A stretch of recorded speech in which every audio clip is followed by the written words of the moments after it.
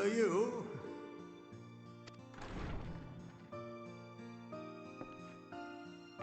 I pray we have not caught you at an inopportune moment. We wanted to offer our thanks for your kind words in the forum.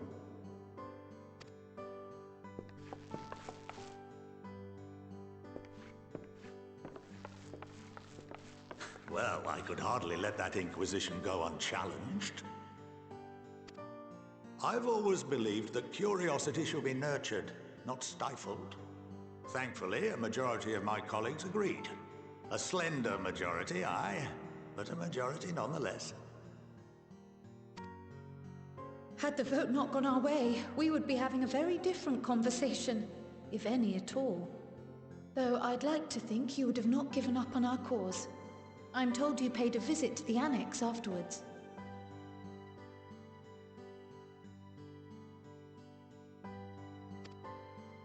Yes, that's right. I was hoping to speak with the grandchildren of my dearly departed friends Galuf and Louisoix in a less dour setting. But it seems I just missed you.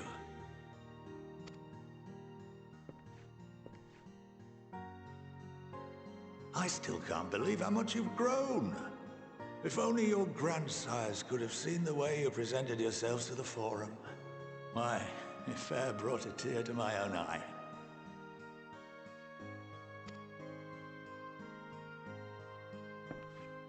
You must have the patience of a saint, putting up with this lot and their antics. Never mind Matoya's prize student. Luckily, I know a thing or two about managing unruly younglings. If you ever need advice, don't hesitate to ask.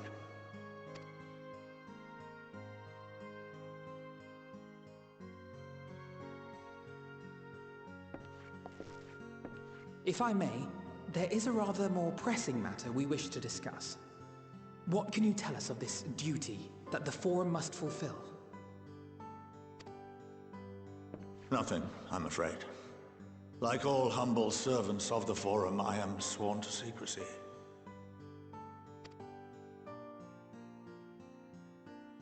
Or rather, I couldn't tell you if I tried. Our duty is of the gravest importance. Furthermore, if the particulars were made public, it would incite widespread panic. As such, those entrusted with this duty have been bound by an enchantment, which prevents us from speaking of such matters without the express permission of the Forum. How is that even possible?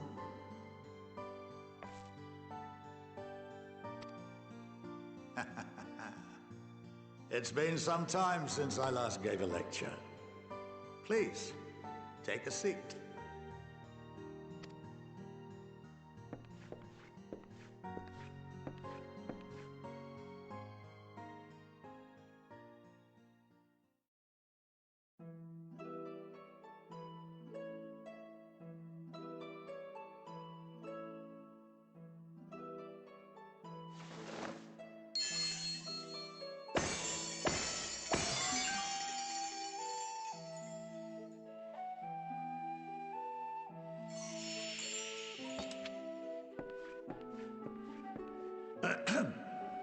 We shall begin by reviewing the fundamentals of etherology. The ether, which imbues us with life, can be categorized into three forms. Two are of the incorporeal sort, the soul and the memory. Can anyone tell me the third?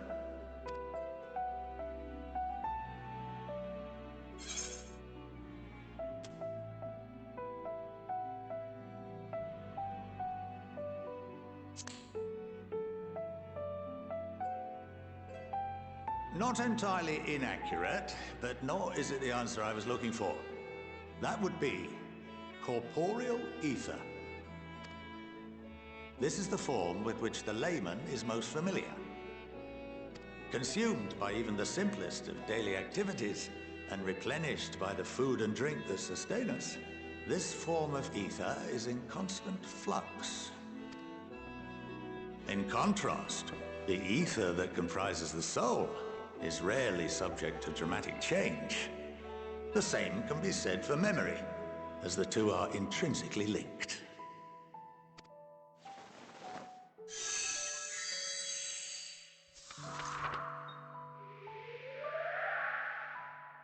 Picture the soul as paper, and memories as words written upon it. Now, what would happen if that paper was doused with ink? The same type of ether as comprises the memories.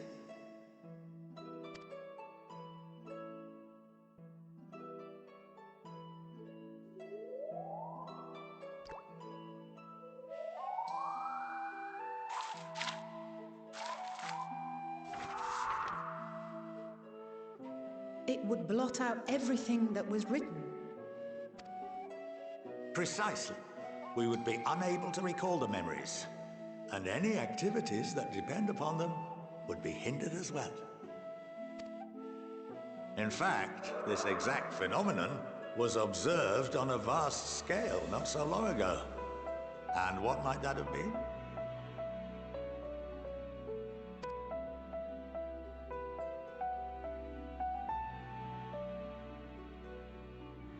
The seventh Umbral Calamity. The people of Eorzea vividly recall Bahamut breaking free of the Lesser Moon and raining hellfire down upon the realm. But no one could seem to remember the events that followed immediately afterwards. Indeed. To this day, we have yet to determine whether it was an unintended consequence or a deliberate act. The enchantment which binds me and the rest of the Forum is based on a similar principle. And yes, it is a contravention of the Sharlayan prohibition against the practice of memory manipulation. Only when a new member is inducted and told of our great duty are they subjected to the process. A necessary evil. You have my word that it would never be used to manipulate the populace? I should hope not. But can this enchantment be dispelled and your memories restored? If 9/10 of our members give their approval, then the process may be reversed. Then, and only then, would we be able to speak freely to others of our sacred duty.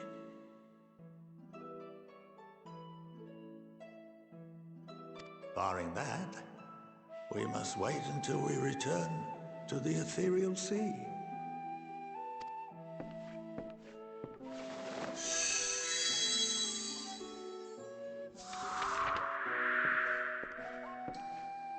For there we will be purified, the blots upon our souls washed clean.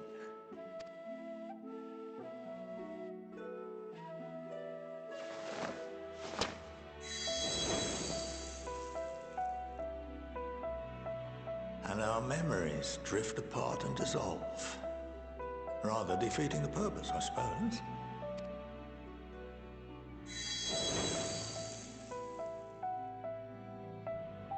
But there are those memories that are indelibly etched upon our souls, some believe. What happens after that? We are reduced to pure ether, coalesce with that of others, and create souls anew.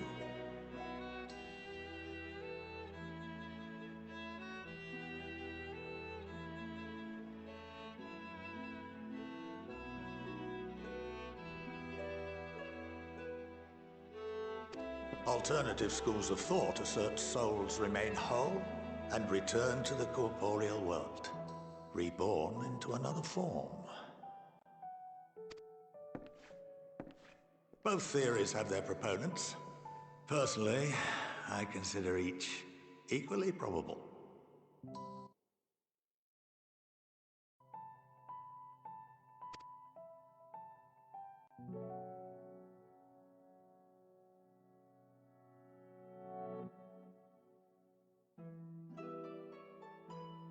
Well, I think that's enough education for today, now that I've given you some food for thought. Or rather, an entire banquet.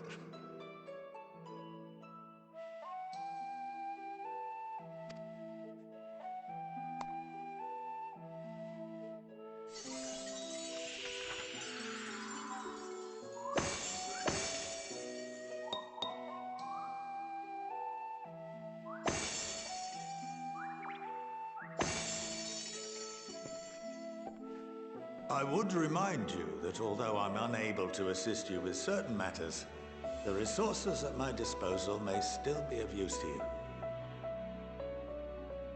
I'll arrange for you all to be given the run of Phenomenon. Of course, as associate to our alumni and the students of Baldessian, this privilege is extended to you as well, my friend.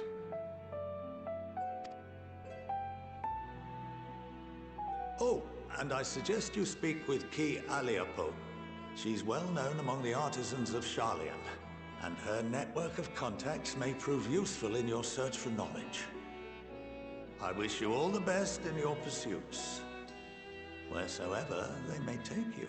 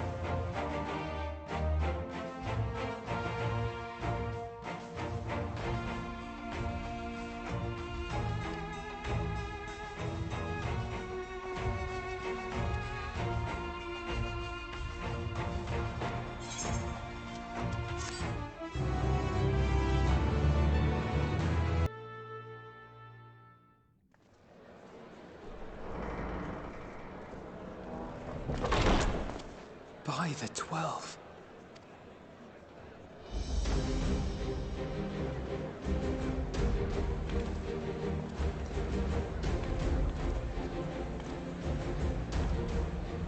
Glad you could join us.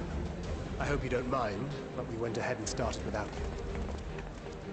As you can imagine, our traveling companions were eager to become acquainted. 'Tis a rare thing indeed to see such a diverse and talented group of individuals assembled for a single purpose.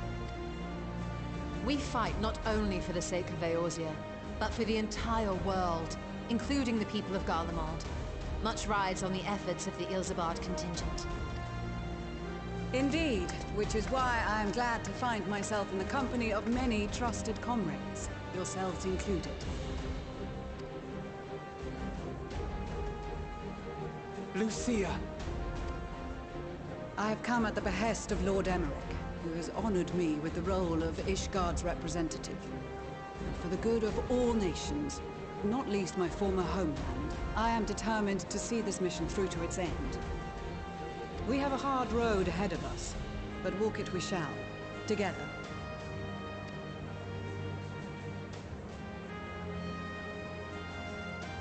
We too welcome this opportunity to work together once more.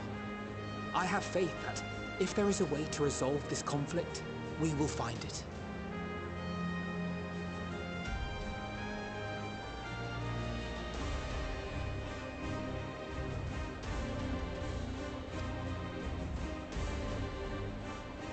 Allow me to introduce you to the rest of our company. Everyone! If I may have your attention.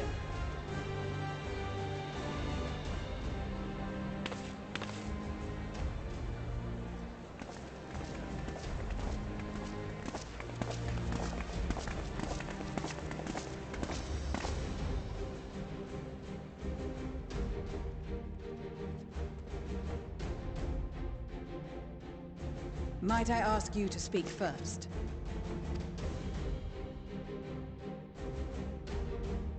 If I must.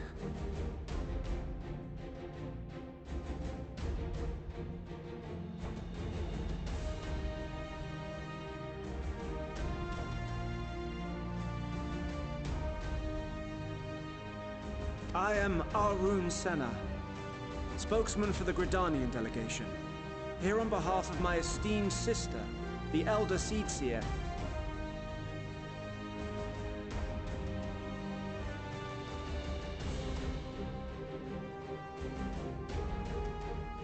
We shall provide support and protection to those in need during our time in Garlemald.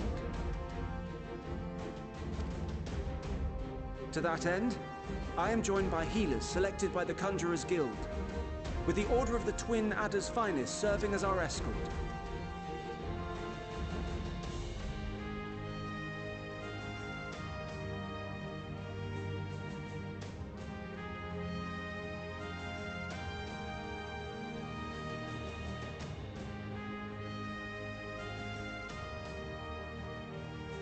Of course, with an experienced white mage such as yourself accompanying us as well, those requiring more involved treatment will be in safe hands. Raya O sends her regards, by the way.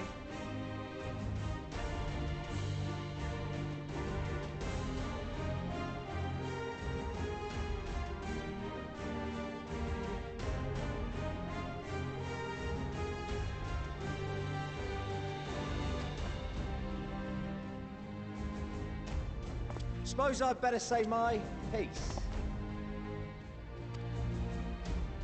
Wait, I know you. The name's Sicard, in case you've forgotten. Truth be told, I'd rather you had forgotten.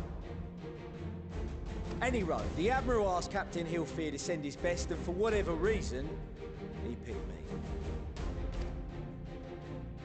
Of course, if I'd refused, I'd be the laughingstock of the bloody executioners, and my reputation's taken enough of a keyhauling as it is. But more importantly, like any pirate worth his salt, I know when you're staring down a storm, you gotta trust in the commander of your ship.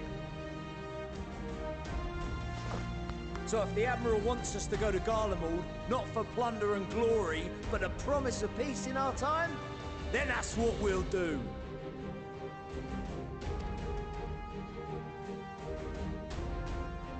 Since we all know how much the Empire loves its steel, we thought we'd bring along a few smiths to make the most of it. Give them a pile of scrap and they'll cobble together anything you fancy.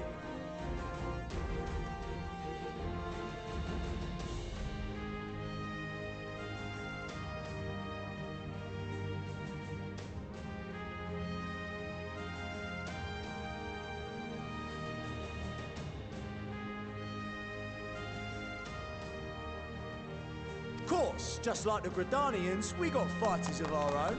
We might have come with a more constructive purpose in mind, but we're more than capable of cracking skulls, believe you me.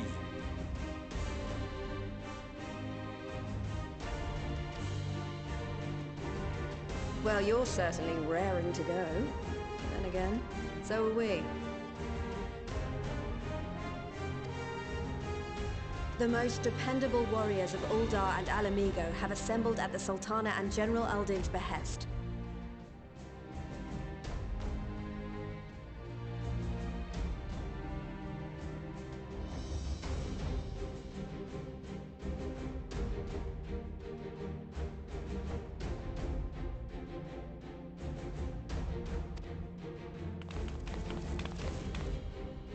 If Garlemald has truly fallen, then the whole place is likely to be crawling with Telophoroi.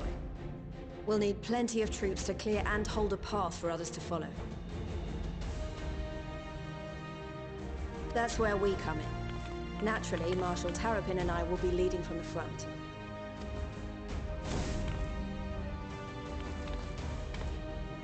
It's been some time since I last saw you in your element on the battlefield. From what I've heard, you've become pretty fearsome yourself. Master Matoya, the Avatar of Destruction.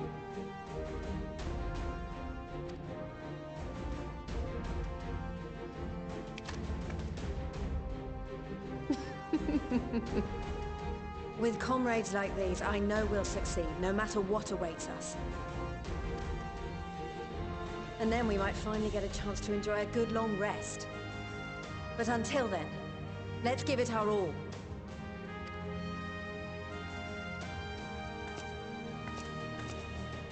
As for Ishgard, we Temple Knights have come in force to uphold our nation's commitment to the peace and welfare of our allies.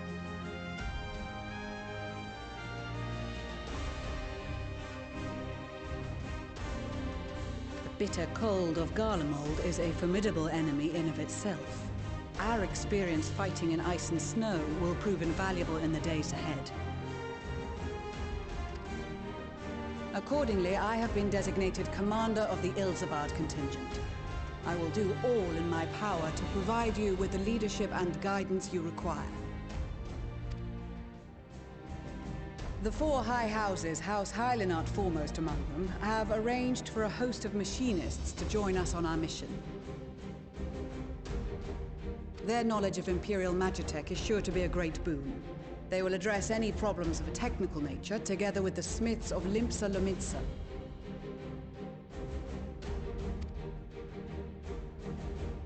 There is another awaiting introduction. Lord Emanolain! Ah, yes. Emanolain de Forton, at your service. Though, lest there be any misunderstanding, I should stress that I've not become a fearsome warrior while you were away. Rather, far from it, actually. My brother, in his infinite wisdom, decided this would be an excellent chance to make something of myself. Oh, and fight for world peace and all that. But, should the opportunity arise for a spot of ballroom dancing, I will be your twinkle-toed gentleman of light.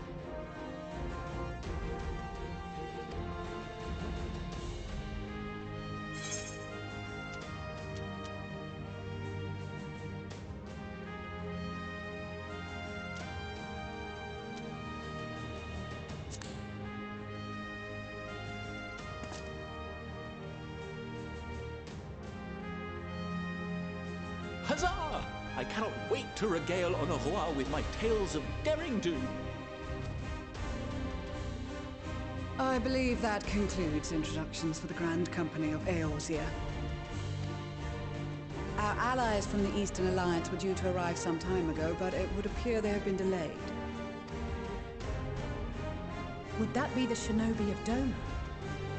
Actually, they've been tasked with relaying messages back and forth between the various Eastern nations. According to Lord Hien, however, an equally capable company of warriors has been sent in their stead. Out of my way, you preening fool!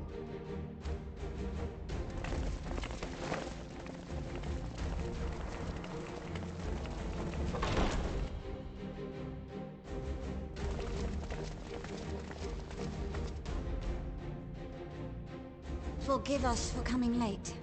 We are the delegates of the Eastern Alliance. Cyrena, and you've brought company. For battle and blood we come, as the steppe is sorely lacking in both. No towers befoul our lands, so we marched on those of Doma, only to find them beyond our reach. But now our first slaughter will be slaked. No quarter to the enemy! Sadu Hatun, no. We go to make peace with the Iron Men, not war. Warriors of the Steppe, we've heard many tales of your bravery. We welcome you as allies. And these other ones you have brought are... members of the Dalmascan resistance group, Lente's Tears.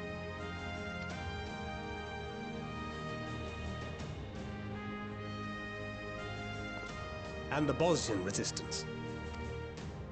Between them, they have a wealth of experience in espionage, and are particularly adept at infiltrating Imperial facilities. Which is fortuitous, since Garlemald's domain is so vast that I could never hope to handle reconnaissance duties all by myself. Dalmasca, Bosnia, Alamigo. All lands which have suffered the tyranny of the Empire. I would never presume to question your motives. Nevertheless, I must reiterate that our goal is to aid the victims of the Telophoroi, the common folk of Garlemald. And they are victims, make no mistake. Though I understand that many may struggle to see them as such. You're more right than you know. For every one of us that answered the call, there were a dozen that refused. Not only in Alamigo, but everywhere we went. And who could blame them? The Empire's always been the enemy. But after seeing what we've seen, fighting and working against and with Garleans, there's no denying the simple truth. They're just people. No different from you or I. They've got their share of liars and murderers, but so do we. So do we all. Fordola, who once swore herself to Garlemald, has proven herself a trusted ally time and time again. Every Eorzean here knows Cid Garland, the Imperial defector who shared with us countless technological wonders. Gaius bloody Baelsar himself is working to help rebuild Wurlit, a nation he once conquered. So you can believe me when I say that every fighter here understands and accepts that the Imperials are not monsters and are deserving of help. Or at least that they were able to put aside their feelings for the greater good. It won't be easy, but we're all determined to make this world a better place.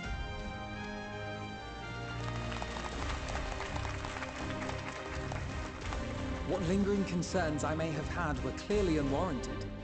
I agree with everything you said wholeheartedly. Then we are in accord. Now, let us review our strategy. To reach the Garlean capital in northern Ilsabard, we must cross the central mountain range. Fortunately, Garlond Ironworks can provide aerial transport, sparing us this most treacherous part of our journey. However, attempting to fly any closer to Garlemald would attract the attention of the Telophoroi. As they appear to have seized control of the majority of the Imperial military, we must assume that includes its fleet. Given the circumstances, the closest we dare deploy our contingent is an area between the range and the capital, the Magna Glaciers. From there, we must travel the rest of the way on foot. We will also need to bring the airships with us to ensure we can withdraw with haste. Although much of the terrain will be blanketed in snow, we should be able to make use of local roads and shipping facilities. The vast ice field will afford us an unobstructed view of the surrounding area. On the other hand, it will also allow others to easily spot us. So, it is imperative that we only make camp in positions where we can easily defend ourselves. And the airships, which must be kept safe at all costs. We cannot account for every possibility, so we must be prepared to think on our feet. We will be tested. Sorely tested, I expect. But for our homes and for our people, and a people not our own but in need, we will succeed. Spare no effort in your preparations. Once we depart, there is no turning back.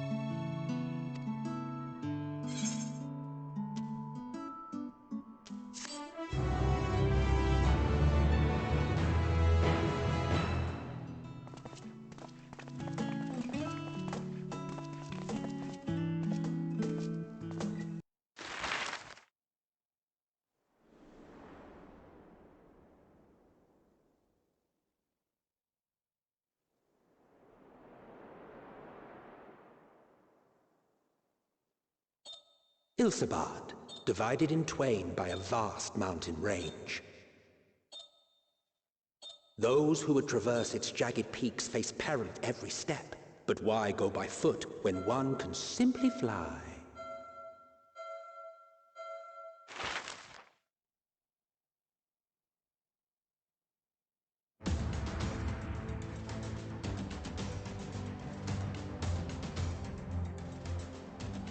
On the outskirts of the Imperial capital, in the frozen wastes of the Magna Glacius,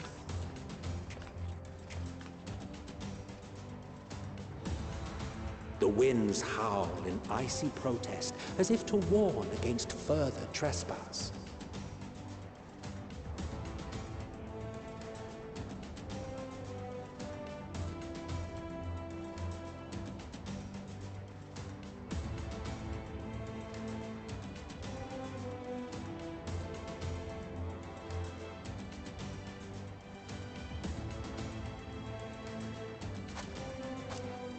We've received word from Thancred's reconnaissance party.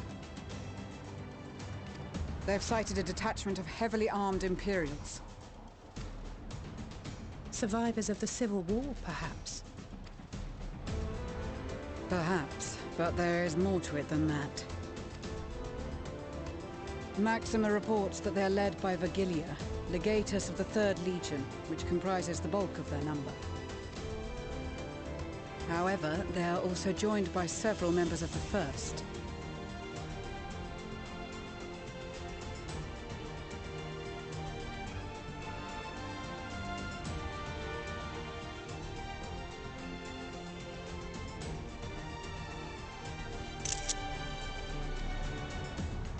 From what I recall, the 3rd Legion fought for Nerva in the War of Succession following Varus's death. The 1st, on the other hand, were under the direct command of the Emperor and rejected Nerva's claim to the throne. These legions were enemies. Indeed. In fact, our sources claim that it was a conflict between them that sparked the Civil War. Yet now, these former foes cooperate to defend a ruined Garlemald from invasion. Then it is all but certain they have been tempered. So, what's the plan? If me and my crew is out reaving, we charge straight in, no messing about. But that ain't what we're here for. Quite right. Soldiers or no, they are people of Garlemald, the very ones we have come to aid. Direct confrontation is unavoidable. Nevertheless, we must make every effort to limit casualties on both sides. Rather than kill them, I would remove them from the field. How so? Savage beatings, disarmament, and imprisonment? Not impossible, but easier said than done in the heat of battle. Having observed the opposition, I imagine Thancred had something to suggest? He did. He and the other scouts have already infiltrated a supply depot some distance beyond the Imperial detachment's current position. Stored within is a stockpile of Magitech armaments, and once we give the signal, Thancred's team will destroy them all. In so doing, we will deprive frontline troops of materiel, and likely force the detachment to send men to investigate. Divide and conquer. Not a bad idea. Once the scouts have finished their preparations, we will split into 2 groups.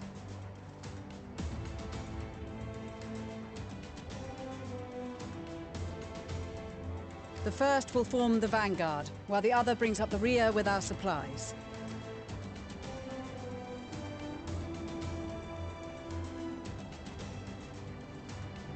As for the Scions, I ask that you lend your assistance where you deem it needed most. I would prefer, however, that you accompany the rearguard and be prepared to join the van at a moment's notice. Kept in reserve as our trump card, so to speak.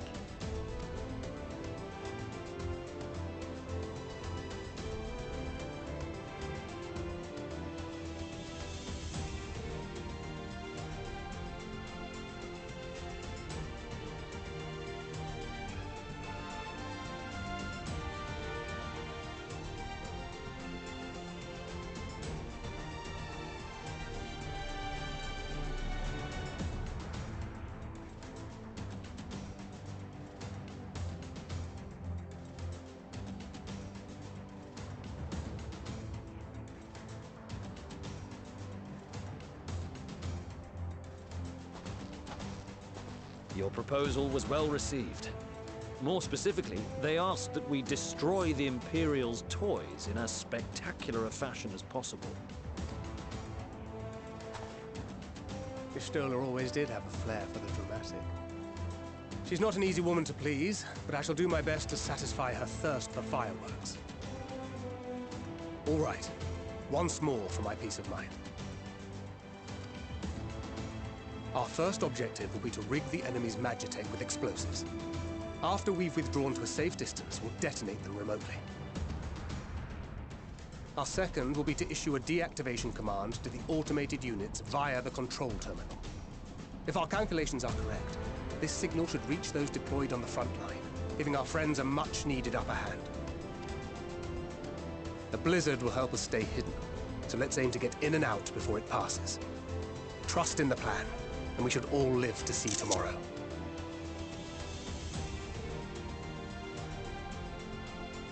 In the meantime, I will relay messages back and forth as the situation unfolds.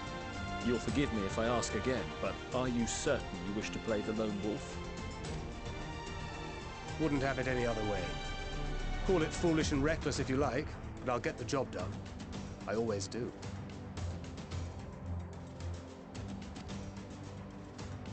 Very well. I wish you the best of luck.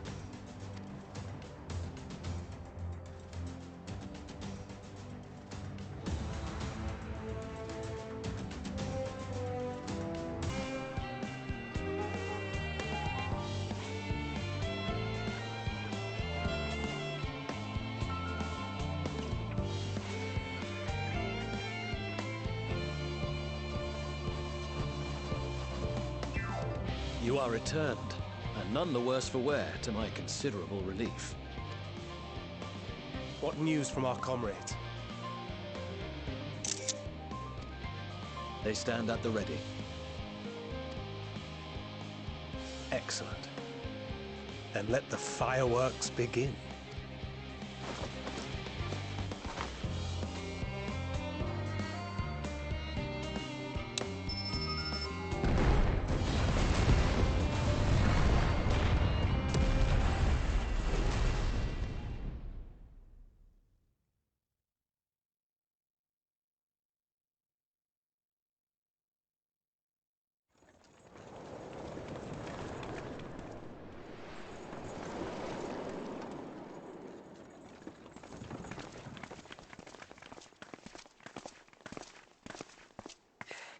The blizzard's beginning to clear.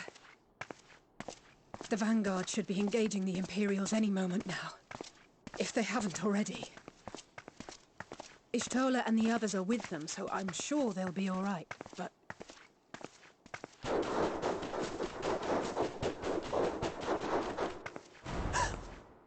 Wait! Something's coming!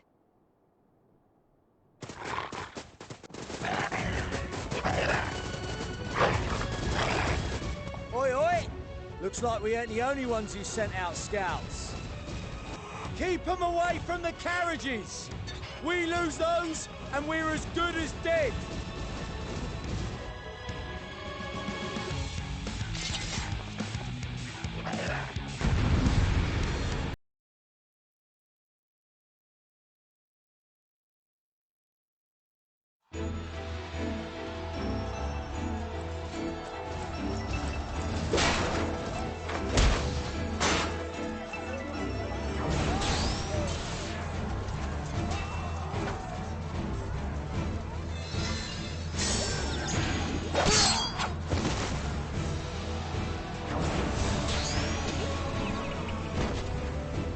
Removed from the field was not a euphemism for enthusiastically murder. It's nothing that won't heal in time. The trouble is, their tempering has made them utterly fearless. Subduing them would be easier if they had the capacity to submit in the first place. Well, this is the path our young charges would have us walk, and that we all agreed to follow. You knew it would be hard, yet still you pledged your lance, did you not?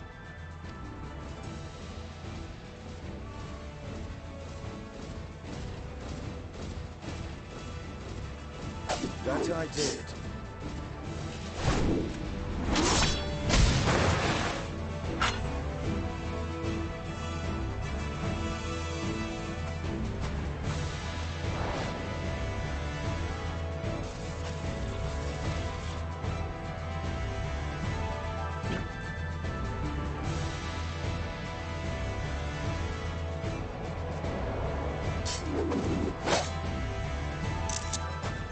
Vigilia! Damn it.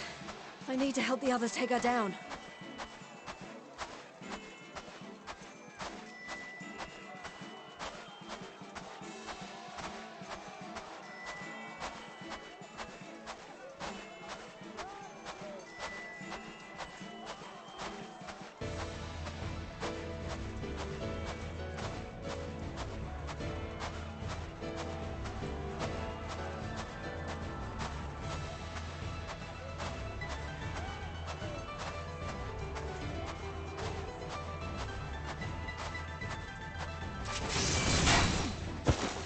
There's no end to them!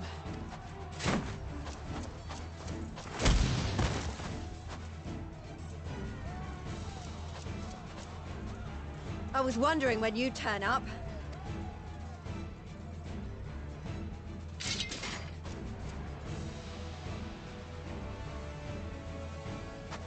There's no stopping us now. Come on, let's show them what we're made of.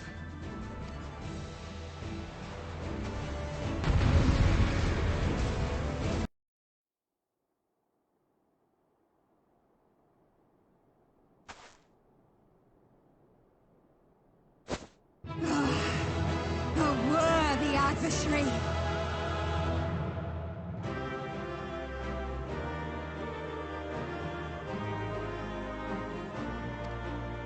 Rest! Recover! Reclaim yourself! Then we will fight again! To the death!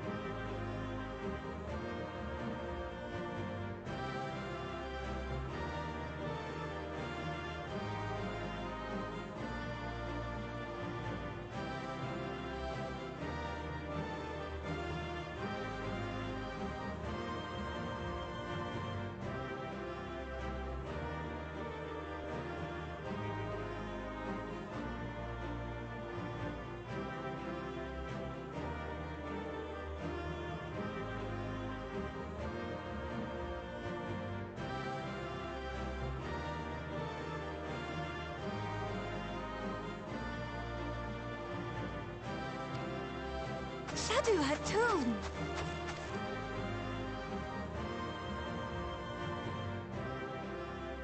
That was the last of them.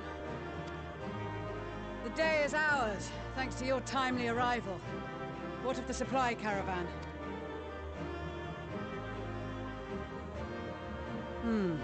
Outmaneuvered, but not outmatched. Good. Let us take the Imperials into custody and rejoin our comrades. And soon we shall arrive at the capital.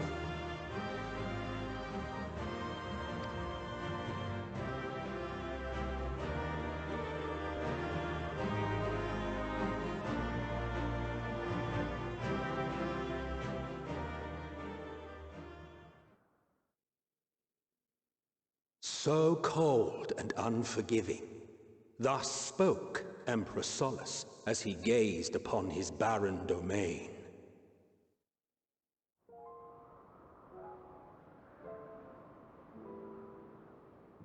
"800 years it had been since the Garleans first set foot here.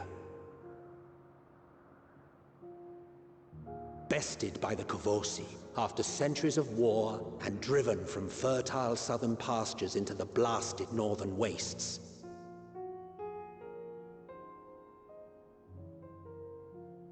In that garden of desolation, they clung to one another for warmth, freezing, hungry, desperate, hated.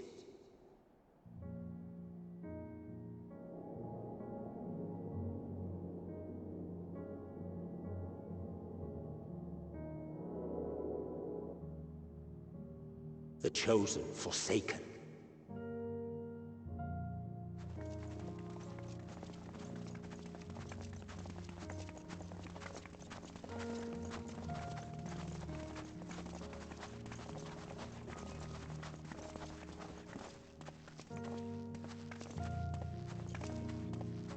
In the year 1513 of the 6th Astral Era, a young legatus named Solus single-handedly sparked the Magitech Revolution.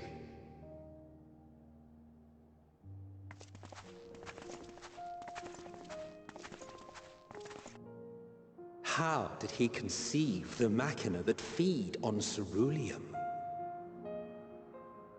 Once a common, soft-spoken soldier, how had he so quickly ascended through the ranks? Like so many others, those who knew the truth are gone. Taking in the capital with his eyes for the first time, I recall thinking to myself, far colder on the earth than in the heavens. Yes, far colder indeed, bitterly so.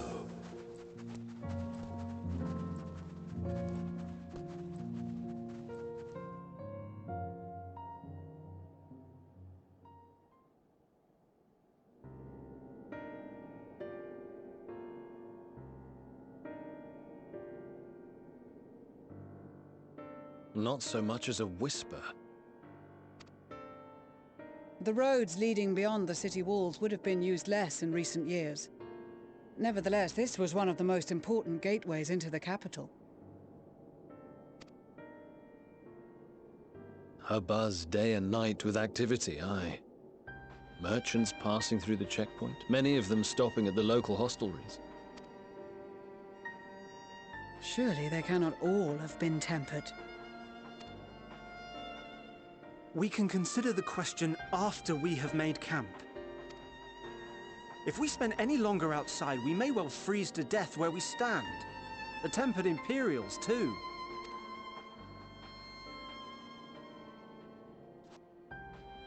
This will be our temporary base of operations.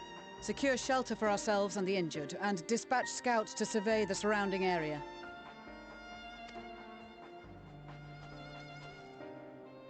If we're planning on staying here a while, we ought to give this place a proper name.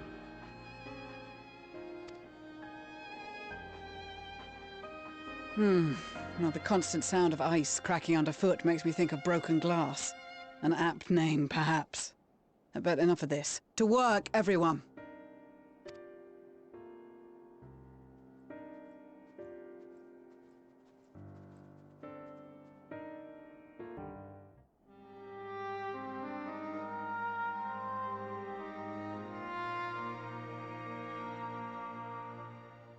Our present situation is as follows.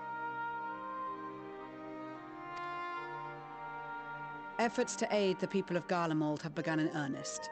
Moreover, having entered into the capital, the Imperial Palace is within our reach. But before we proceed further, we must learn what has befallen this city, for therein lies the key to understanding and combating the Telophoroid's designs. I have a suggestion, if I may. Several of the Imperial soldiers we captured on the Magna Glacies are members of the Populares and acquaintances of mine. Once we have cured them of their tempering, they should be able to give a reliable account of the events leading to the capital's downfall. A promising idea. I will assist the healers in their ministrations. Of course, I will require a proxy of my own, assuming you can spare one. Would you like a hand? No, I am sure we will manage. Better that you take my place in the field. The noxious ether of this place disagrees with me, and as I shall need to draw on my own for the treatment, 'twill be prudent for me to remain within the camp. This talk of curing the tempered is all well and good, but I reckon the cold is a more pressing concern. All the houses round here are fitted with ceruleum heaters that could keep us warm and toasty. Problem is, the machines seem to have given up the ghost, and if we keep sitting around, freezing our asses off, we'll be next. My smiths reckon that with the right parts, they can have them working again, but it won't be easy. Understood. The machinists will assist them in the repairs.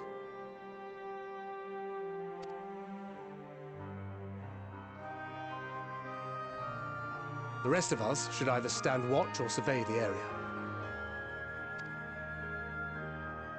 We've made our presence known to the Telophroi. They will be searching for us, if they have not already ascertained our position. That we have seen no sign of them since the battle suggests they have yet to do so. However, I suspect they may be biding their time. Or perhaps we are beneath their notice.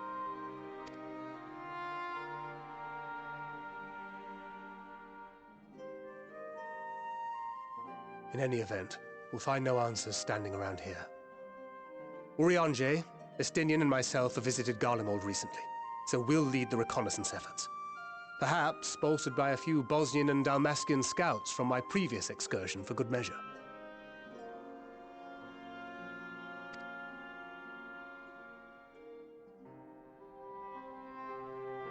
Don't forget about us Alamegans. We have experienced scouts of our own. Well now, this is turning out to be a rather sizable team. With such numbers, we should be able to cover a wide area with relative ease, including that surrounding the Imperial Palace. How about you, Graha? I have a feeling we'll find a use or two for that vanishing spell of yours. 'Twould be my honor to be of service. Though I doubt that you of all people need rely on my tricks. That leaves us with guard duty. As a matter of fact, I have something else in mind for the two of you and Alphino. Between here and the center of the capital lies the Eblan Rhine. I would have you search the area for survivors. Your keen sense of direction, honed in your extensive travels, should prove useful in navigating the ice fields.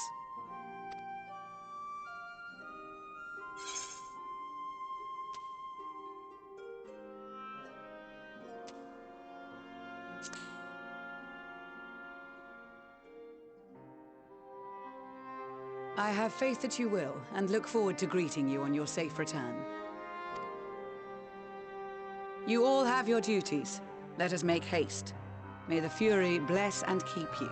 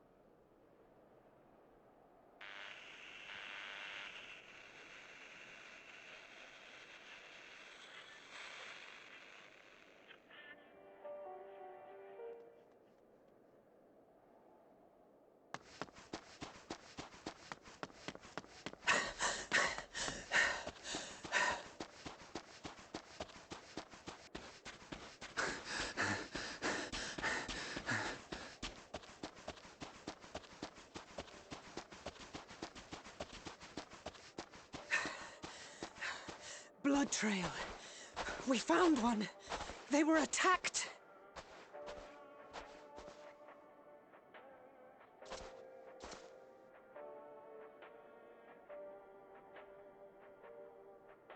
No.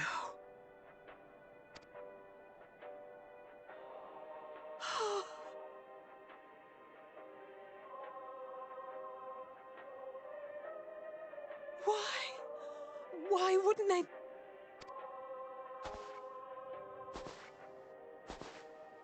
Safer to brave the wilds than trust in our magic.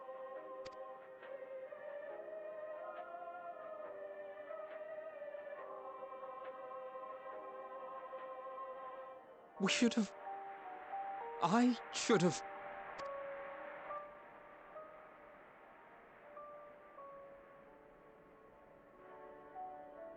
We can't leave them like this. We have to take them home. What if we're only making it worse?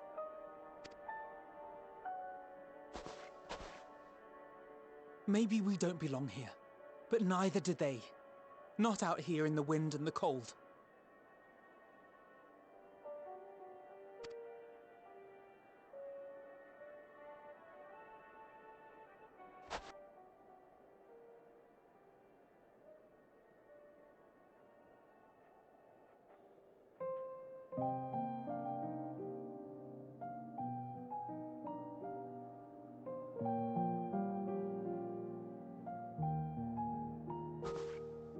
I heard the story about Varus's voice from beyond the grave.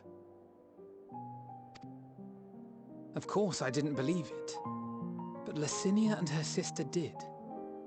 Perhaps there is something to the tale after all.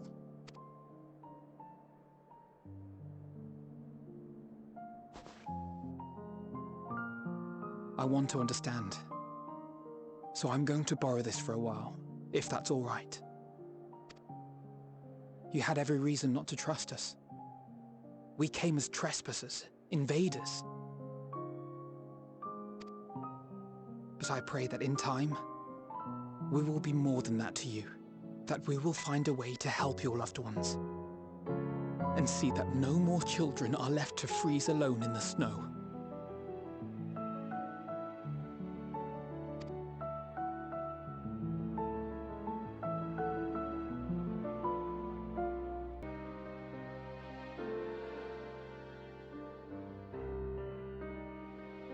Thank you for your report.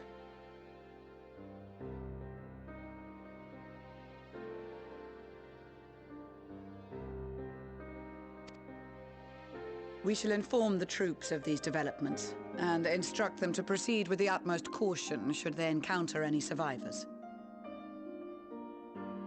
Allow me to go and speak with the ones at the victor's spoils. They may be more willing to listen to a fellow Garlean and accept our offer of assistance. I pray you are right. And though I am loath to burden you any further, should there be an appropriate occasion to speak of Licinia and her sister, please do so.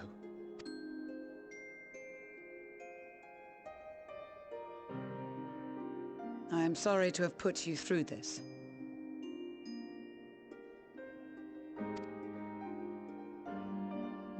My distress is nothing compared to their suffering. So tell me, what else have we learned?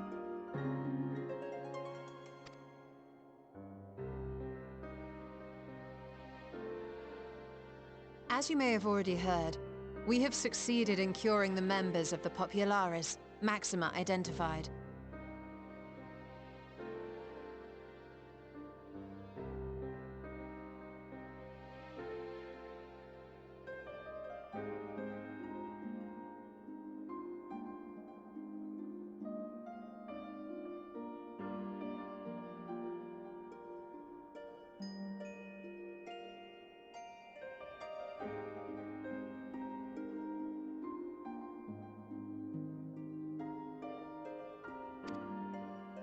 They have provided us with some intriguing insights into the current state of Garlemald.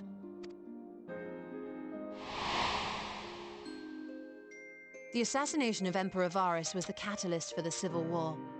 Nerva declared his claim to the throne, and his opponents refused to recognize it.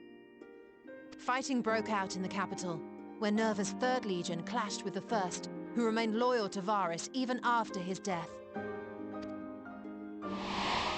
Of course, even Imperial warmongers would balk at the idea of turning their shining city into a battleground. Like burning down the wood to spite the wasps. Neither side would be so mad. Unless something or someone inflamed their animosity to such an extent that they could not help but act against their better judgment.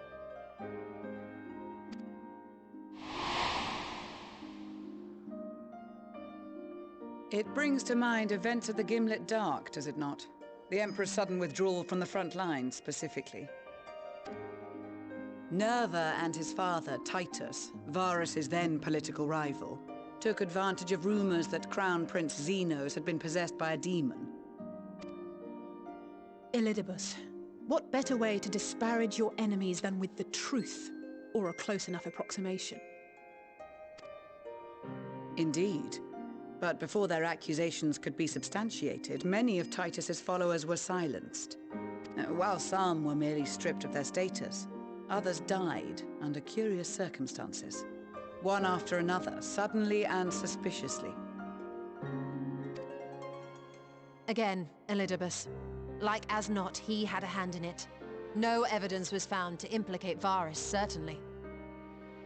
Nevertheless, Titus, Nerva, and the Third Legion would have judged it a brazen attempt by the Emperor to rid himself of his political enemies. And then, in the midst of this growing turmoil, Varus Sosgalvis is murdered. And Garlemald's own prodigal son, Gaius van Belsar, is named the murderer. Shortly thereafter, Nerva claims the right of succession, and in response, the First Legion claims the assassination was part of a coup d'etat orchestrated by Titus and Nerva.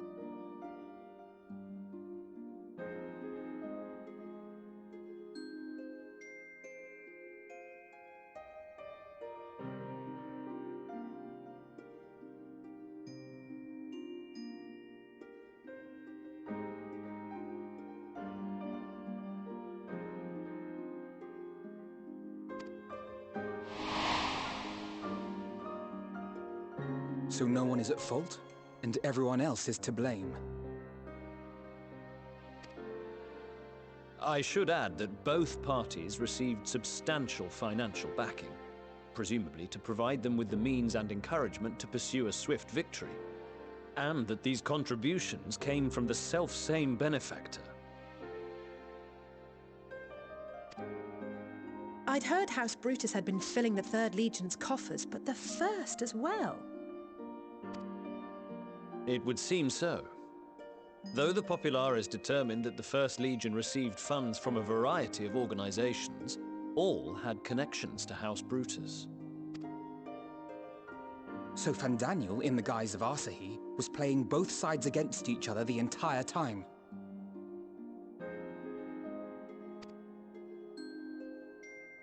The information we gained from my friends does not end there. One night, shortly after fighting broke out, the capital was shaken by an immense tremor. From that point onward, they have no memories, no recollection of any events, including our clash on the Magna Glaciers.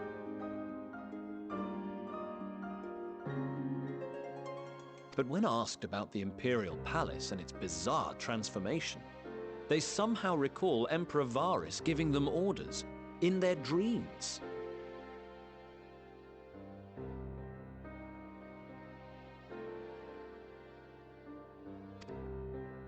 May the Tower of Babel stand as testament to the glory of Garlemald.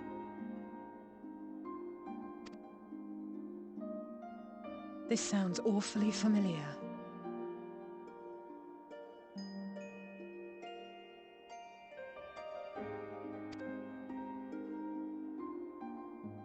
We have something to show you all.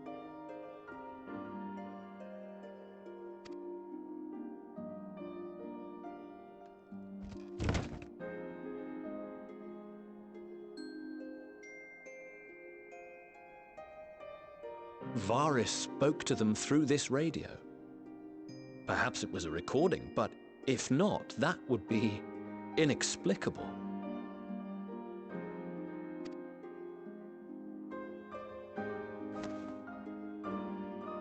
We are of one mind, then.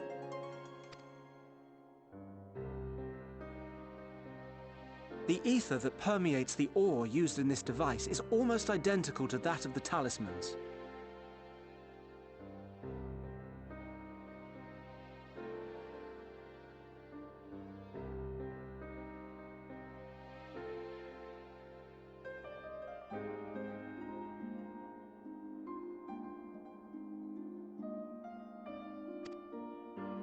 I see it. While it is likely more by coincidence than design, these devices might also ward against a primal's influence. A picture is beginning to form. If the tremor felt throughout Garlemald was a wave of ether emitted by a primal, then while those within range would have been tempered, those huddled around a radio desperate for news concerning the Civil War would have been spared. No wonder Licinia kept it close. My friends, I must speak with you. A young man was caught trying to steal our supplies. He is a soldier of the Iron Men, we think, but one who has not been made thrall. Thankfully, Magni restrained him before blood was spilled. The stranger is outside, if you wish to ask him questions. I think we do.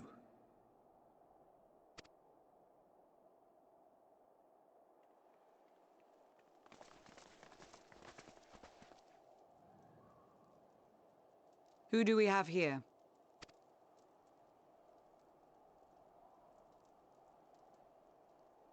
Garleans?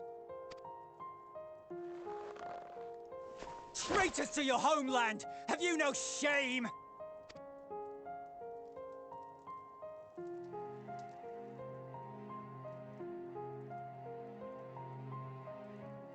I am Lucia Junius, a Temple Knight of Ishgard. And you are? Iulus Pier Norbanus. And that's all you invaders will get from me.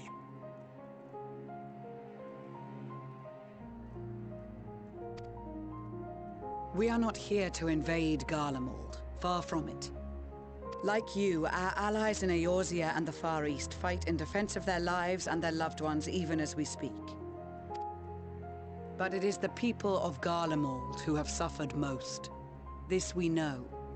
And that is why we have come to offer you our aid, that we may unite against our common foe.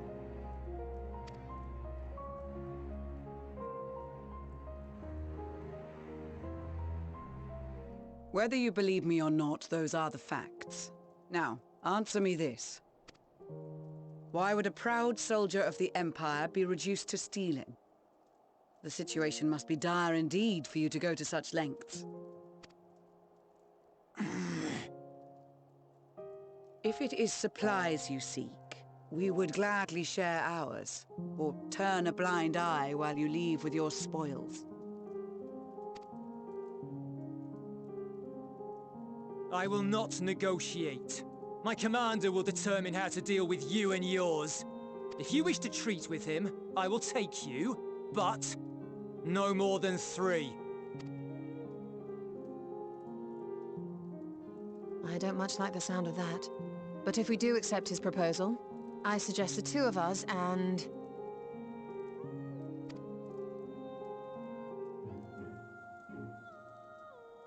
Please allow me and Alize to act as envoys. May I ask why? We have seen with our own eyes the hardships the Garleans face. How their futures and lives hang in the balance. It's not the warmest invitation, but it's an opportunity to prove our intentions true. Maybe not a chance to make things right, but a chance to make them better.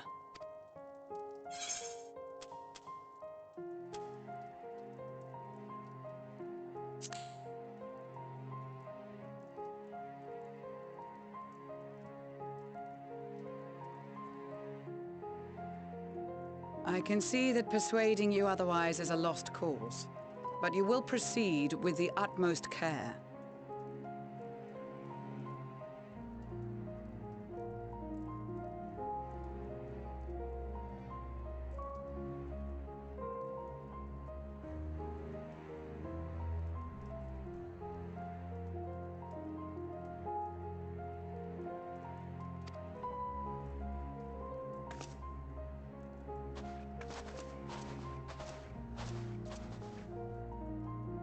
Couple of children and what? A sellsword? Is this an insult?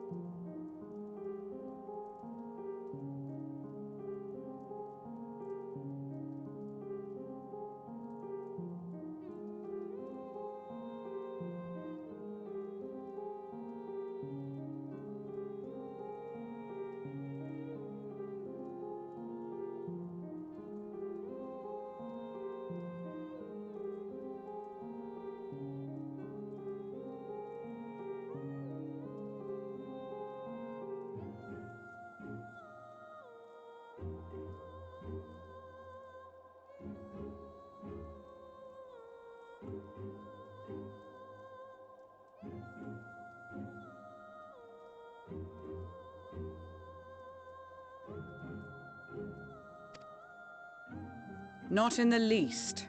You will find that they are more than qualified to speak on our behalf. There are many dangers on the road ahead. I will need that back.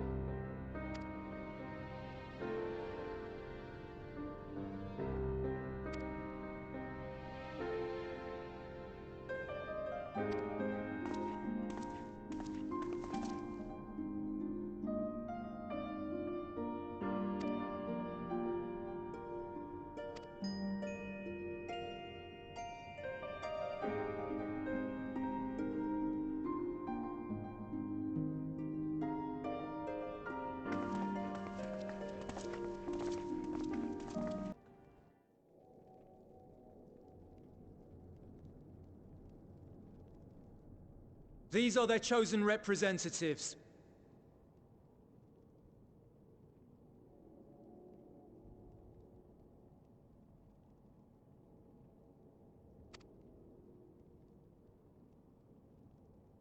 Very well.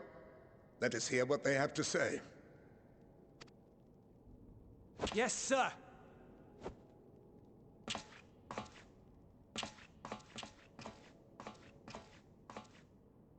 I present to you our commander,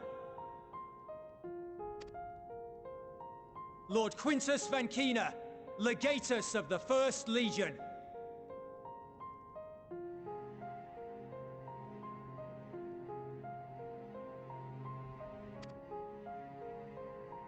The first? I had no idea you had survived.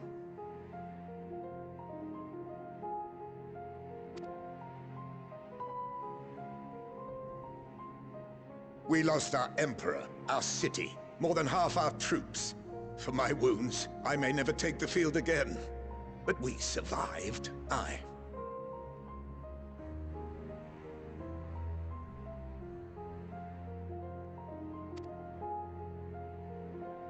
In a manner much to your liking, I dare say. We have no intention of adding to your misfortunes, nor do we bear you any ill will. Spare me. Though you children may speak in earnest, overtures of peace ever ring hollow in my ears. So long as man stands to profit from his neighbor's suffering, war is inevitable. Driven from our ancestral homeland into this blasted waste. Yet still you yearned to rob us of our paltry scraps.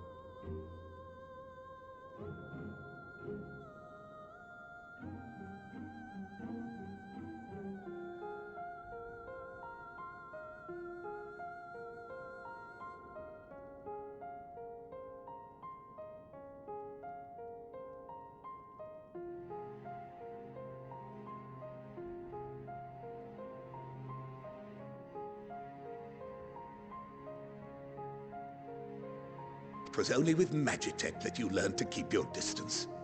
Though we knew it was only a matter of time before you regrouped and returned.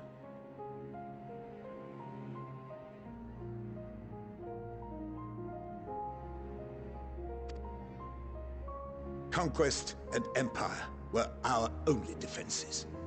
Emperors Solus and Varus understood this, and through their campaigns saw us grow and prosper.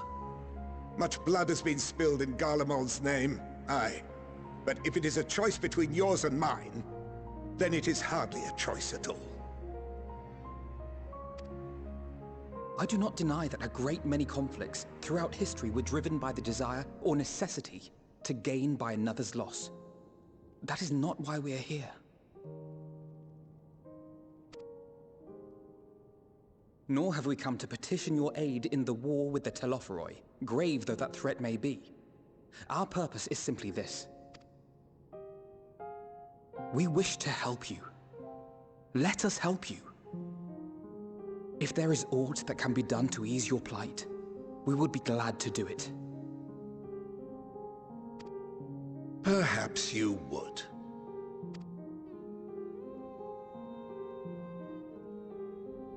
But regardless of the ideals you espouse, your leaders would not send an army into Garlemald if they did not stand to benefit.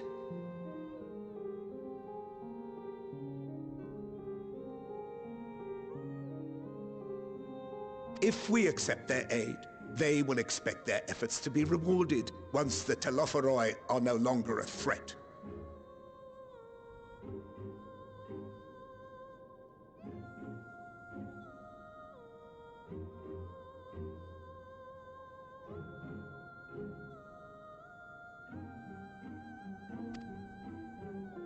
And after compensation and concessions, the great empire would be brought to heel.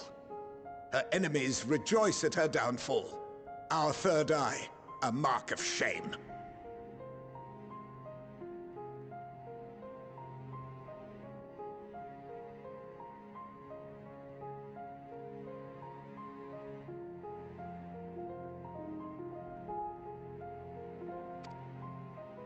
We won't stand idly by and let your people be humiliated.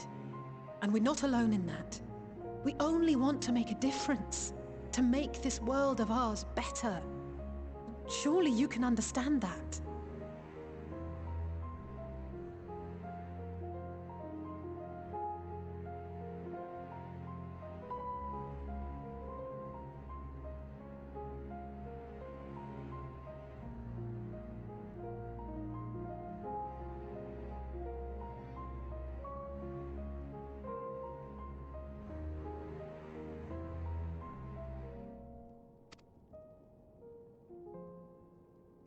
What I'm trying to say is, there are so many people who just don't care about making you suffer. And maybe that's almost insulting after all the suffering you feel the world has subjected your people to, but...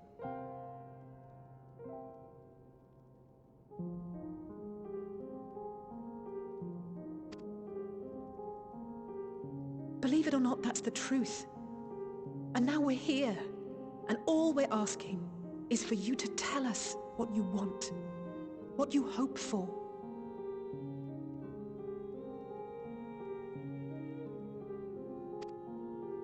So much blood has been shed, so much lost.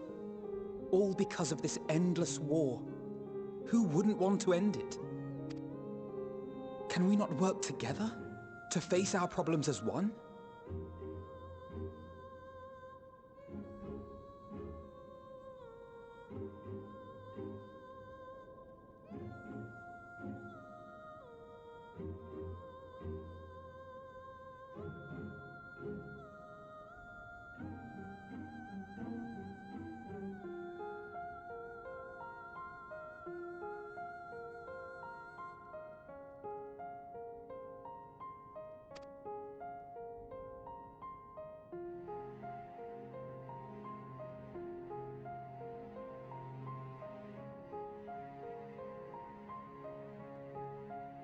Answer me this, young peacemakers.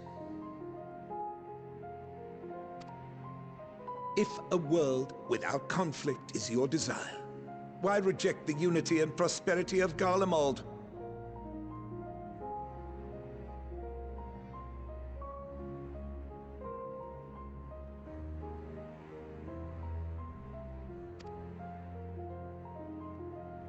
Is it because we do not share your faith?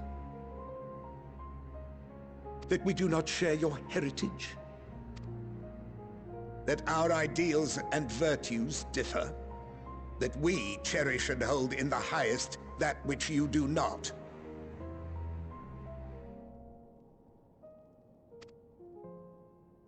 Disparity is the root of discord, and peace built on compromise is flawed and fleeting. Happiness for one and all is a dream, and the reality is that to the victor go the spoils. That is why we Garleans will never submit nor surrender. For freedom and for pride, we will remain true to ourselves until the bitter end. That is my hope.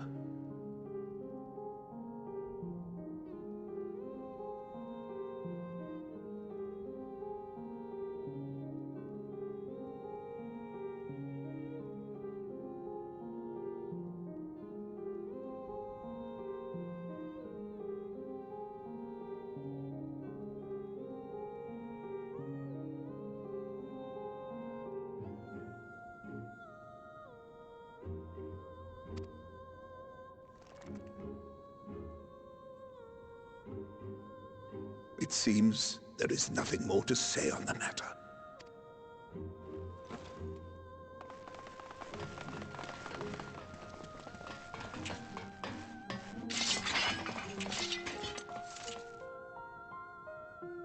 You will remain here while I decide what is to be done with you. Do not be alarmed. No harm will come to you if you cooperate.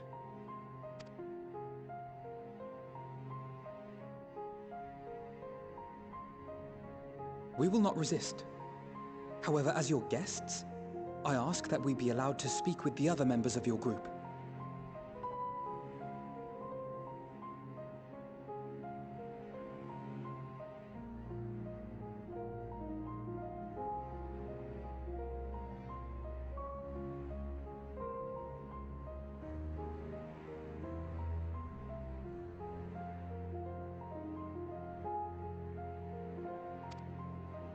As you wish.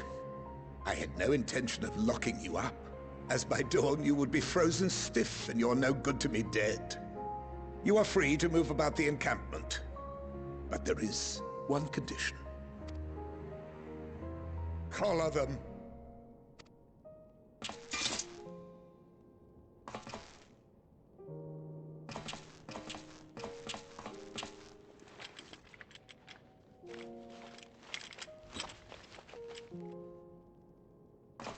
What are these?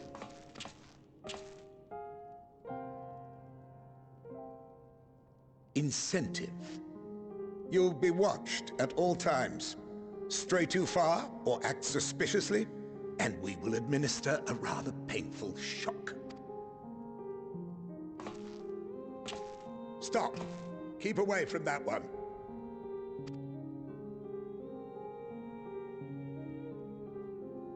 The champion of Eorzea is not so easily cowed.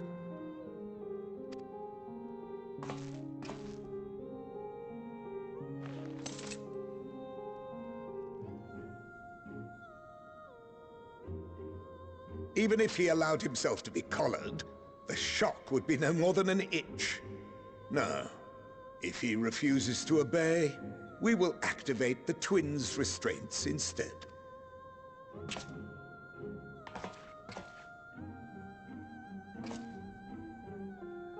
You needn't worry about us.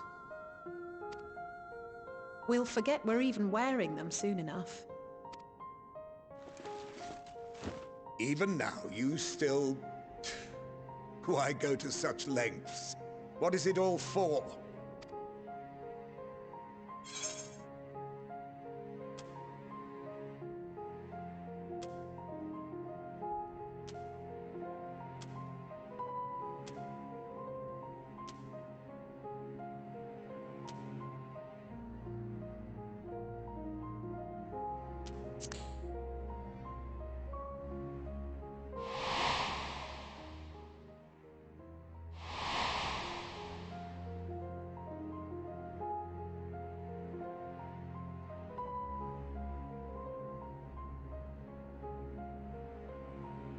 You are a curious one.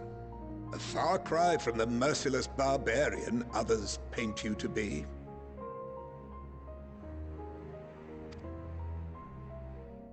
You will be their warden. Take them away.